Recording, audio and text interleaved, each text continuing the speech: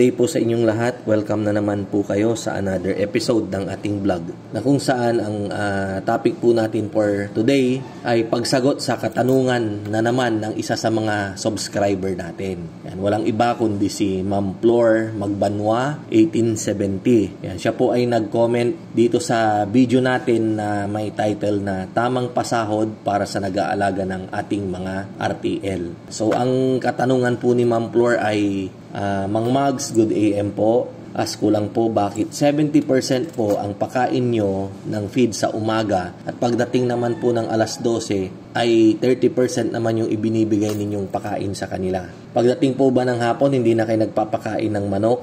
Meron po bang magandang epekto o sa pagdami ng itlog sa ganong sistema? Salamat po. Sana masagot nyo yung katanungan ko. Always watching your vlog. Thank you po and God bless.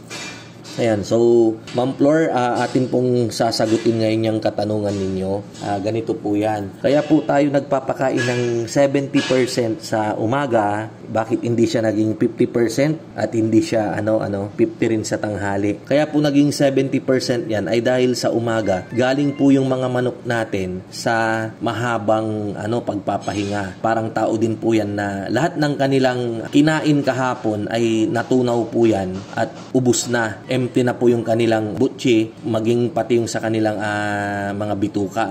So, sa umaga talagang matakaw po yung mga yan. Naguunahan po silang, nagpupumiglas po sila na mauna para makakain. Kapag nakita nga po nila yung ating farm boys or tayo po mismo, kapag may dala-dala na tayong balde na may kargang feeds, ay naguunahan po yung mga yan, nagpupumiglas hanggat maaari. Talagang makikipagsiksikan. Hanggang sa mapakain po natin sila, malagyan natin yung kanilang feeders ng feeds. 70% po, dahil nga sa gutom sila, mabilis po nilang maubos yung karamihan dun sa feeds na ibinigay natin. And then yung matitira, yun naman po yung kanilang kakainin hanggang sumapit yung alas 12. Uubusin po nila yan. Yung natitira pong ganon na 30% ay siya naman nating ipapakain pagdating ng alas 12. Kapag kukunti na po yung feeds na natira dun sa kanilang feeders. And then ang tanong ninyo kung magpapakain pa ba ulit sa hapon, hindi na po. Kasi po, ang manok, once na binigay po natin yung kanyang feed requirements na pagkain, pag naibigay na natin yun, ay kayang-kaya niya nang isustain yung pagproduce ng kanyang itlog. So, maubos niya man po yan ng hanggang alas 3 at wala na silang kakainin hanggang sa gabi, ay okay lang po yan. Yan po yung matagal ko pong pinag-isipan, pinag-aralan. Kasi po, may experience po natin yung ganyan na mabilis maubos yung kanilang feeds kapag ang feeds po nila ay yung pellets.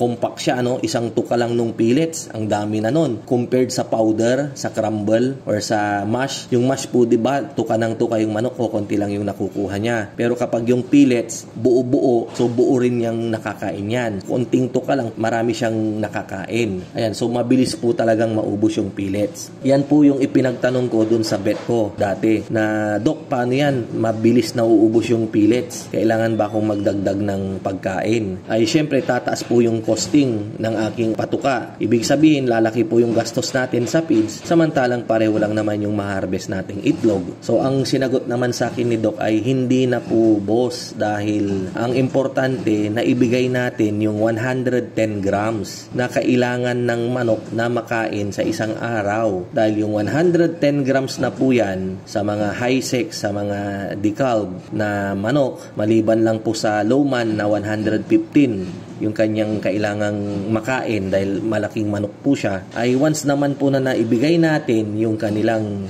kailangan na 110 grams per bird, tamang-tama na daw po yun para makapag-produce siya nung itlog na kailangang i-produce niya. Halimbawa po, nagpakain tayo ng alas 12, yung pinakain natin yung 30%. Alas 3, ubus na. So, wag po kayong mag-alala kasi as long as ipinakain ninyo yung 110 grams, ay mangingitlog at mangingitlog po yan ng maayos. So, nung una, ganyan din, nagkakaroon din po ako ng confusion, nalilito po ako. Pero nung ako ay napaliwanagan noon, nung aking vet, ay nabago po yung aking pananaw.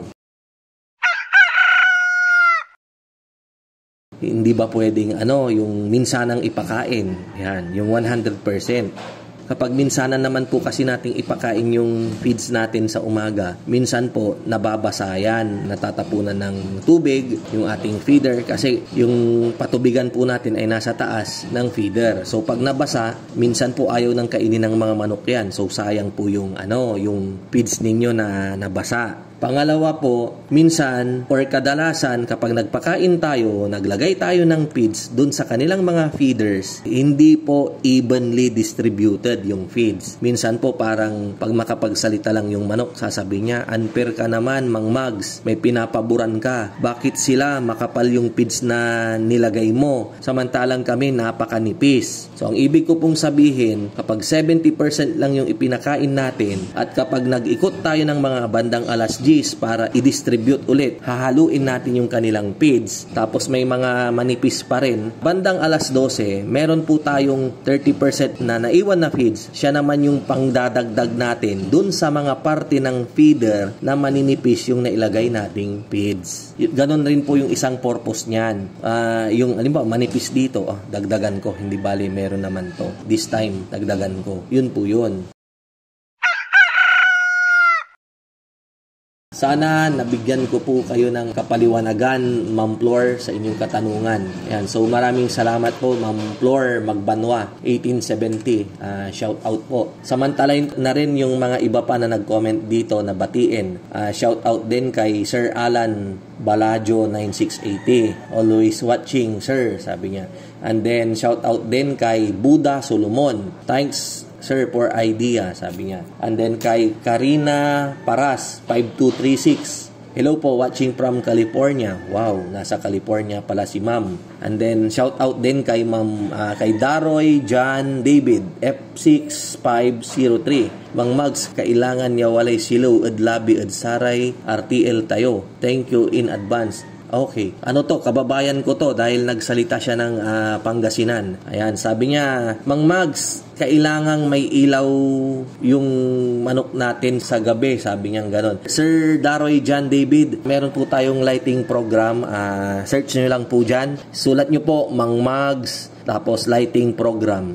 Mang Mags package deal program. Mang Mags 192 sukat ng cages. So yung mga ganun po, kasi marami na po tayong videos, almost 300 videos na po tayo as of today. Kaya search nyo lang po dyan yung mga gusto yung matanong. I'm sure andyan na po yan sa mga videos natin. Ngayon yung mga hindi ko pa po nagawan, kagaya ng sinagot ko po ngayon sa katanungan ni Ma'am Flor, ay dadagdag na naman po yan sa ating files. Ganun po yon. And then shout out din kay Kapogi Farmer 7485, always watching. Good day, Sir Mags. Ayan, mga avid natin yan, subscriber.